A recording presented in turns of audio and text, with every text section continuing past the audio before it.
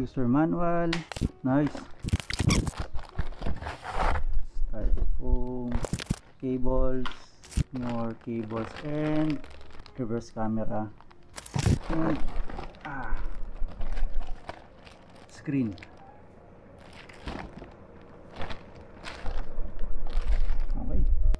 Okay, so 2 USB cable, bracket, camera in, canvas decoder, socket, and more cables. Okay. Bali yung specs daw nitong head na to is 2 gig na RAM, tapos 32 gig na ROM. Then yung aming support sa GPS, support din sa dalawang USB OTG or USB na reader. Then meron din siyang syempre Android siya, so pwede mo installan ng favorite Android application mo. And aside doon, since meron siyang canvas, so kapag merong remote yung sa may mga pindutan sa may manibela mo, pwede rin niya ma-decode. So far sa atin wala naman. Ewan ko siguro kung sakaling papalit tayo ng meron ganun baka sakali, pero future project na yun.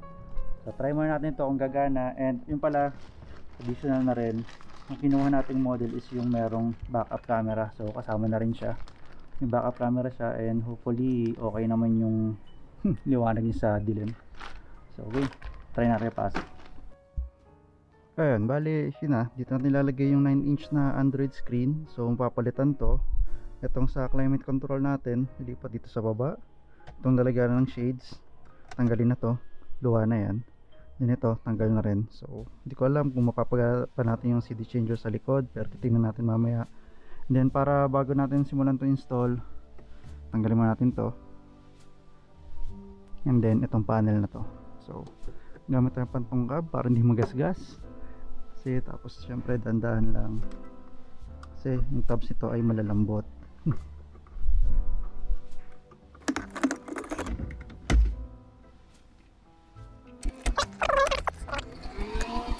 Lalay lang baka maputol. So okay. And then dalawang tornilyo, actually 4. Try mo natin itong dalawa. And pagkatanggal nito, ito mabuklas din kasi gagalaw to lahat. So tanggalin din natin to. Instructions naman is lagay lang to sa neutral. Try natin kung mabubunot natin to, pero last time na tinry ko ayaw matanggal. Kaya tingnan natin, baklasin mo natin to. Dito naman more on prying lang din siya, basta may pry tool ka okay ka na eh.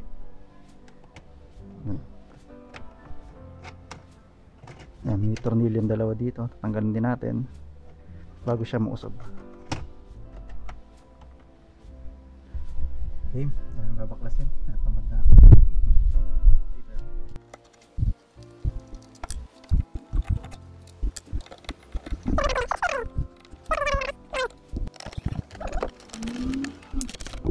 Tanggalin natin yung wire sa ilalim para dito sa switch.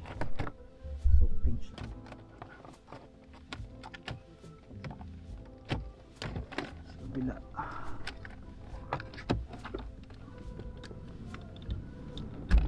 Okay. Bale, tatanggalin na lang natin nga itong radyo, then itong sa climate control. Bunot to pataas. Okay, and then inject na siya. Tapos yung dalawang cable, pang cable. Okay, ito yung old head natin. And then ito sa climate control.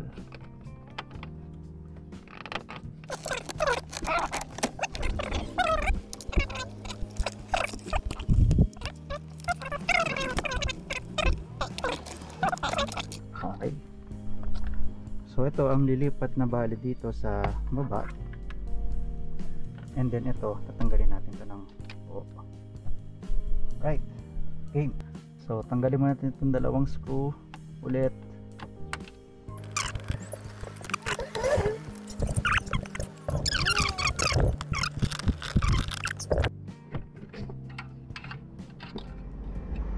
Yan, bali connected na natin yung mga wire. Tapos nandito na rin yung sa GPS ko connect natin, pero i-wiring muna natin. Dito na kasi yung ano natin sa dashcam, so yung GPS baka dito pa kabila, pero titingnan natin kung saan yung masaabot siya na okay. Tapos okay na to, nakakabit na, na-test na rin natin saglit, nag-on, pakita natin. Medyo sobrang sabog pa kasi ang problem is yung sa may antenna. So yan, try natin.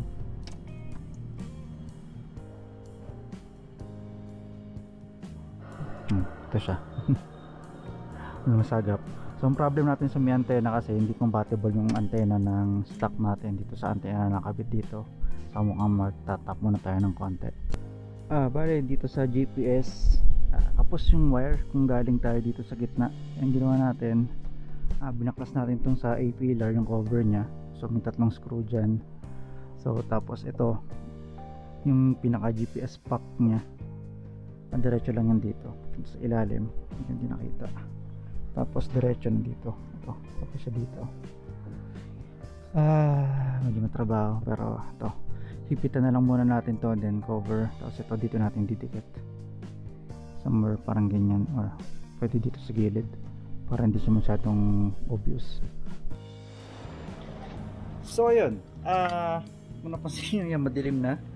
Inabot tayo ng gabi kasi late na rin tayo nag-start.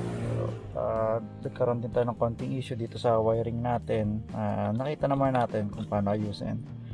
So basically sa reverse cam kasi natin, mayroon tayong gulo-gulo na ng wiring, no?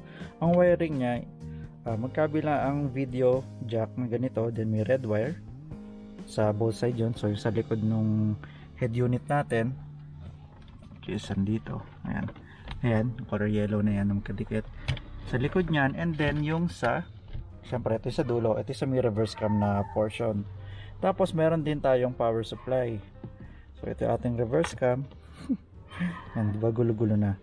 So gagawin, bale ito yung power supply, dapat ito nakakonect siya dito.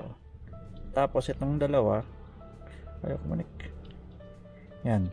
And then itong ano nya, positive and negative nya, rekta to dun sa may reverse light. So positive terminal tsaka negative terminal.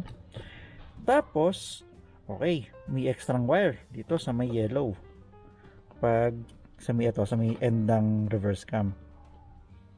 So meron siyang extra wire. So ang gagawin dyan, yung color red na yon, itatap din siya dito sa red ng power supply nya. So okay na, good na tayo dito.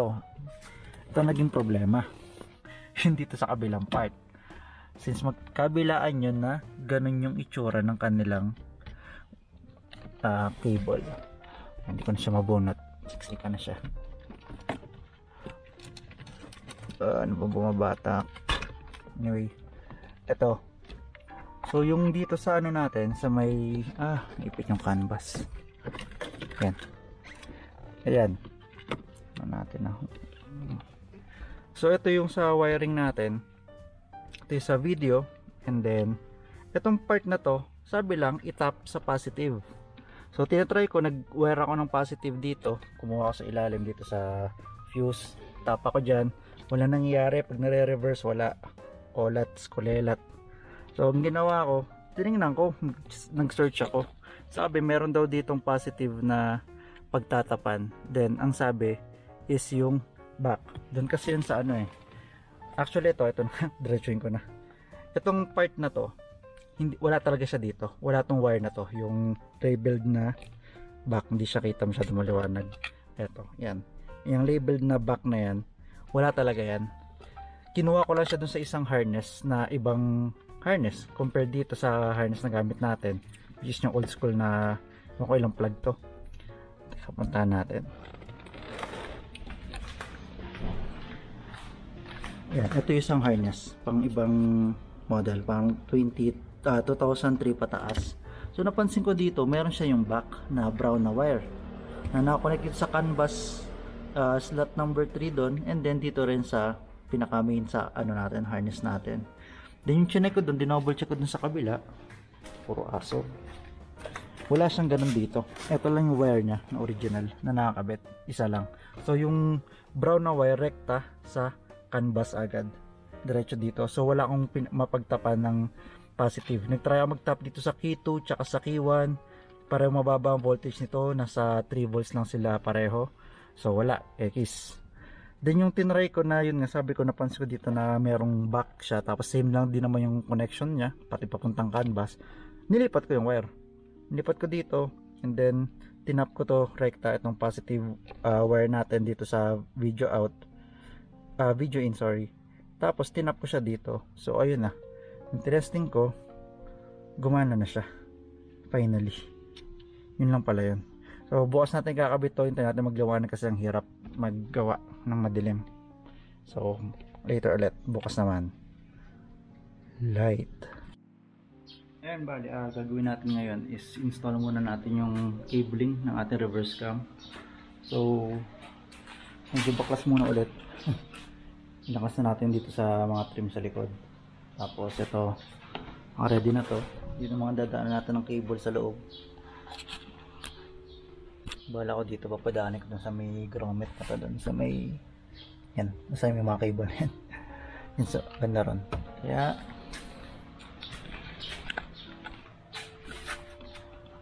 tanggal na rin natin itong backseat.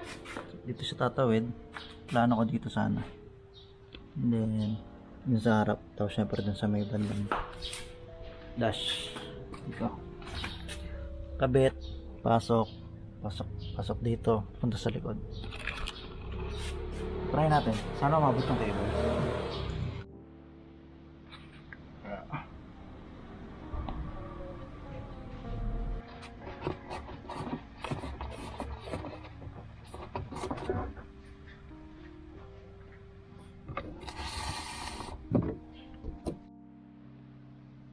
Ayan, bali gumamit lang tayo ng alambre para may pasok dito sa rubber grommet nya, sa conduit, pasok dito sa taas, tapos dito alambre ulit dito sa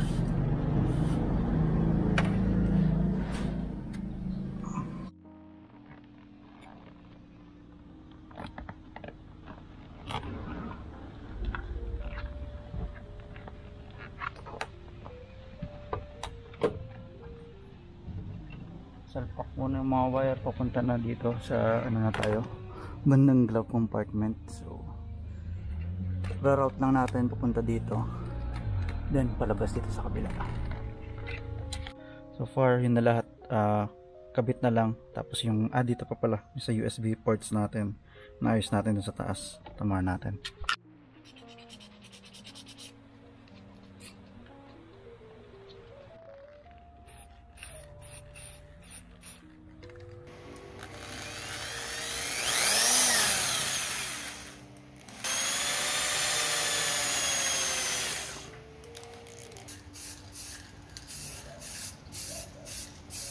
Bali nakabit na natin tong camera, yung wiring sakto naman, patong na natin dun.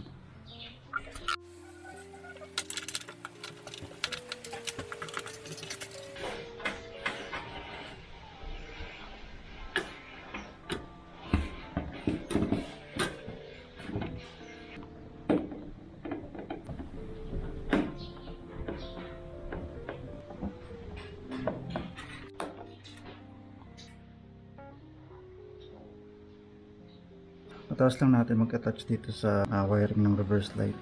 So ito na magpa-power dun sa rear cam, pero kakabit pa natin itong isa dito sa red.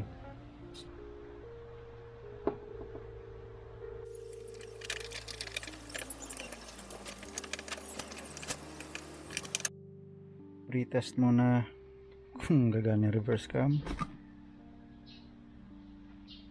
Nice, nakatutok pa siya sa kisame.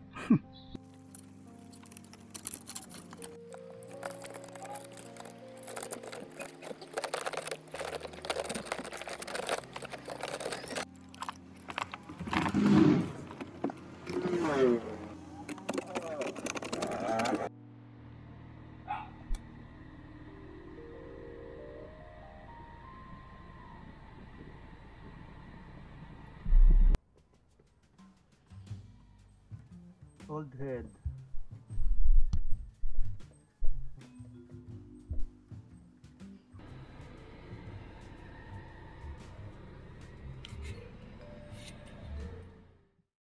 So nagpalit tayo ng fish eye na camera sa likod kasi yung isa is sobrang zoomed in.